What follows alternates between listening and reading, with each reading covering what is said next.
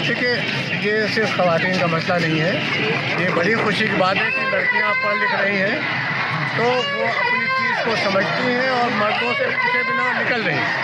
लेकिन मैंने शाहीन बाग में जाके भी बात की है, मर्द और औरतें सब बेचैन हैं।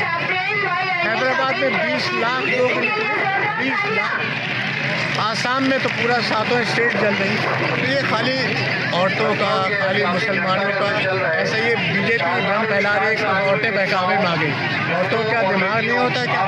औरतें भी मर्दों की तरह दिमाग वाली हैं, पढ़ी हुई। अब पूरे हिंदुस्तान में 2/3 गोल्ड मेडल लड़कियां ले रही हैं, तो आप समझ रहे हैं कि उनके पास दिमाग नहीं, बिला वजह उनको गोल्ड मेडल मिला नहीं। अमित शाह साहब सही नहीं कह रहे। लड़कियां बहुत समझदार हो रही हैं, पढ़ रही हैं, इंशाल्लाह और आगे बढ़ेंगी।